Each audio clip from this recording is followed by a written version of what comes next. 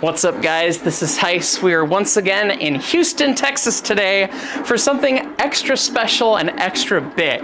If you take a look just above me, you'll see that we're in one of the coolest indoor layouts on the planet in G-scale, large scale, G and GN3 locomotives.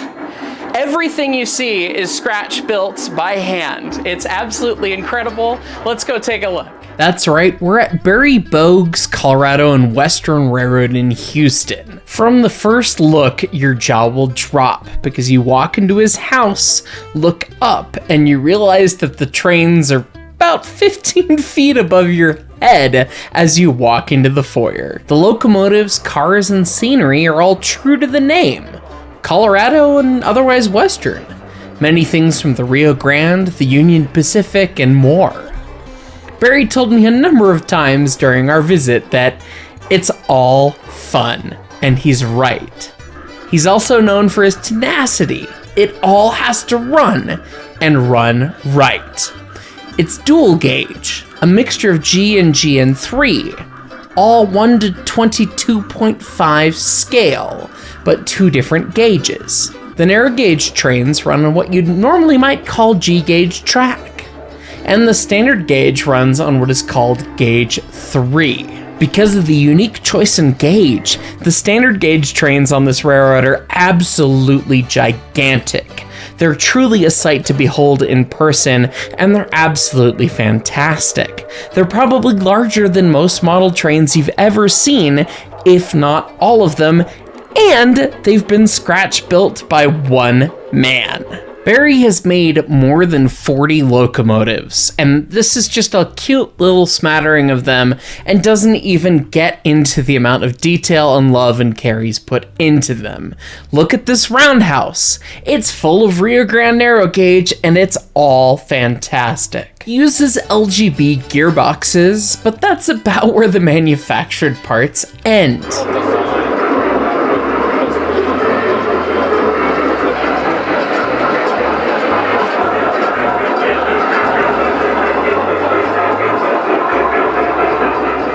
Many of the locomotives he's made are of the same class, sisters if you will, but each one has road-specific details, which is where some of the true beauty of what he's created lies. Because the amount of fun details that are actually on these locomotives is just out of this world. PSC model and sure, and one that's done well. Also, yeah, he'll go in, pull all the photos of the locomotives, make sure the details are there. Of course, you've got the shut-off valve for the air ringer. Come on. He tries to get it down to the nth detail. So I mean, I'm here for it. Why would you bend a pipe like that? Rio Grande. The dynamo's pipe. I mean, it's piped off the turret and it goes up and then goes woo around the turret shut off to get to the dynamo. More exciting than the minute details are the big details. Many folks are aware of the Denver and Rio Grande Western Class K27, but not everyone has seen the wacky variants that survived until their own end. Take DNRGW 460 with the goofy long smoke box, slide valves, Stevenson valve gear all the way to the end. Barry made it. How about the early one, the Class 125, with the Vauquelin compound setup and the bells animated? Well, yeah, Barry made and animated that too. There's so much more to nerd on about, particularly for an narrow gauge aficionado like myself, and we'll save some of that for later. But let's hear a little bit about how he actually makes these locomotives. The L131 drivers are a casting it's an all-metal casting. Okay. A nylon bushing to insulate the axle from the wheel. Sure. But after I got those set made, the guy sold all of his equipment, and I was unable to get any more additional made. So that's why I went to turning the driver, turning the tire on a lathe out of that pipe, and then creating my own, center. It's genius how you do it now. It's really cool. So no way to slip a tire. Basically, I put it in the lathe, and I just take the cutting tool and I bring it up to the side of the tire, get it smooth. I take it out of the lathe, turn it around, and I smooth the other side. So what I do is I bring it to the correct width first. Then I come back, I start cutting you can see, cutting towards the flange. That's such an interesting setup for something so small like that, to be able to hang on to it and have enough tool pressure to make the cut. This is what I cut the slot in, and I have to actually reverse the motion. Oh yeah, run lathe backwards. And so I run it to get that slot in the interior. So it's basically in there like that, and I'm cutting the groove like that with it. Okay. Cool. And that just has the flange profile right in it? I can do, that's what it is, like right there. Wow. So I can just basically pull that up and then cut, or it kind of, I still use a file to kind of smooth it out, but I just kind of validate what I've done with this piece here, any extra, filter or whatever that comes off. And then I basically take a file while it's running and I smooth out the edge of the flange, just to try to get it as smooth as possible. Okay. Before I send it off to the plater. That's right. The newest locomotives Barry has made have tires and driver's centers very similar to a full-size locomotive. The whole reason that he cuts that groove into the tire is to give the casting a place to bite into so that it's secured, because the shrink fit process of a full-size locomotive doesn't necessarily scale down to the model. Speaking of full-size, well, these aren't full-size, but they're about the biggest working models I've ever seen. The Denver and Rio Grande Western L131 and the Union Pacific Big Boy.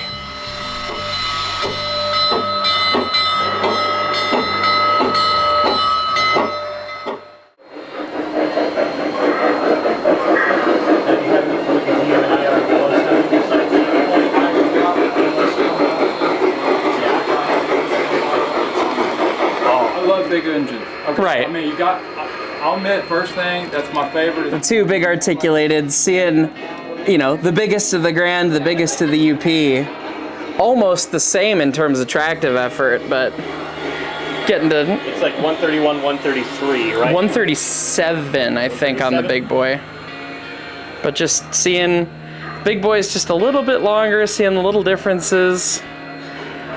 One of my favorite things about the Rio Grande standard gauge is how familial the tenders look still to the narrow gauge. It looks, he took a K36 tender and zapped it, It's cool.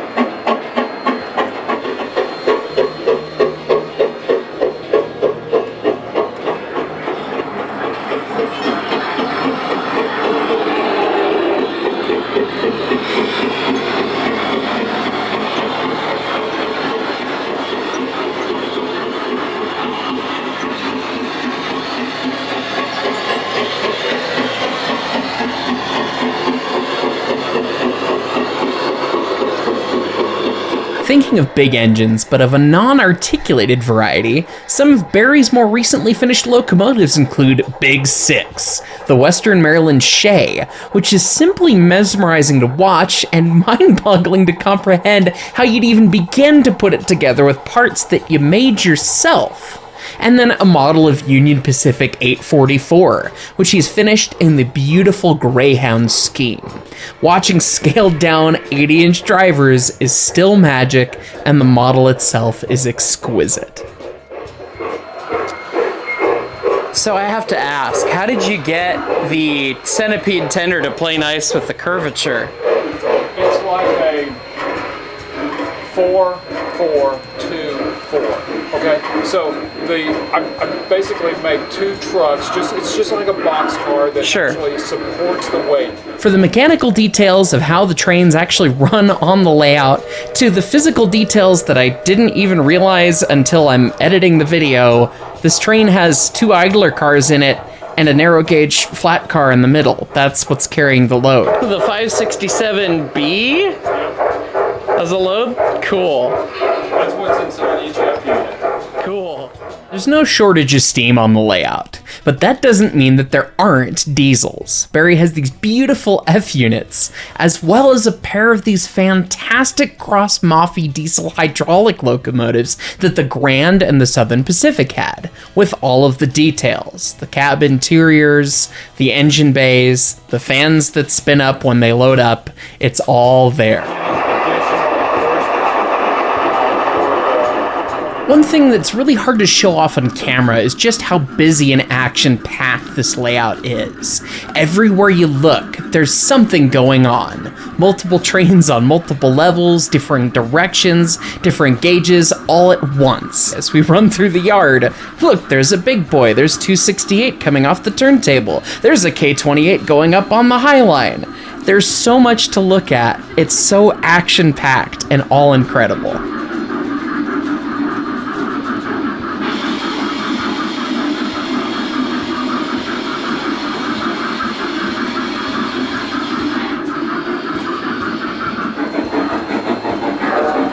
Hey, that's one of my coaches. He got 284. And it's got the electric lights and everything. That's neat.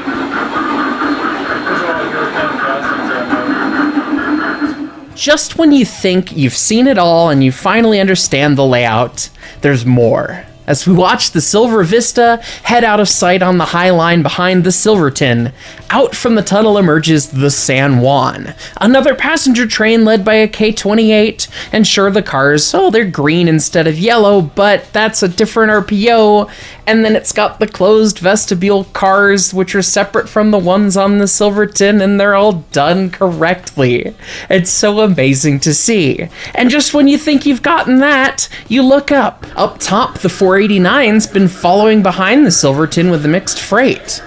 So you turn around to see what else is going on and look through the gigantic yard and roundhouse complex, which is full to the brim with what you remember is custom-made rolling stock.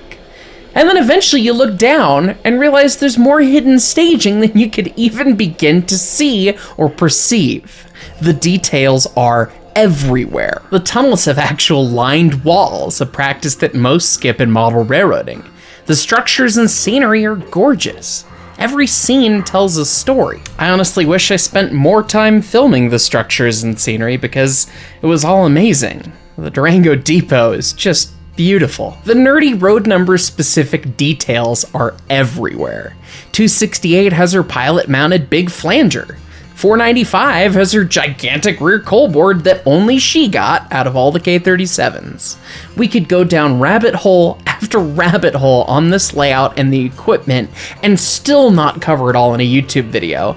And we haven't even talked about the multiple control panels, camera system, and the train elevator that's hidden in staging. Every last piece of it was all mind-blowing. But at the end of the day, there's one very important thing to remember. It is all fun. It's all fun. Barry's catchphrase the entire time he was showing us the layout was, "It's all fun." And if you've been following this 3-part series of layout tours in Houston, you'll know this was the 3rd layout we saw, and we actually saw it first with the power out. The derecho took out power for tons of folks for days, but Barry still had us over as a gracious host, and he was adamant we had to come back and see it all run, and thankfully we did, because what an incredible thing it is to see in action. I know there's several important, key, ridiculous details I'm leaving out. Hand-laid track, turnouts, the fabulous model of the Ferdinand Magellan presidential car with its animated car attendant. But what sticks with me after visiting this railroad, along with the other 2 railroads from this series, is, wow, that's the best layout I have ever seen in its own specific way. Huge thank you to both Barry Bogs and his son Blake for opening their home to us and spending a few hours blowing our minds. And we didn't even see all of it. Anyways, guys, I hope you liked this video. I hope you were as mind blown by Barry's work as I am. It's all fun.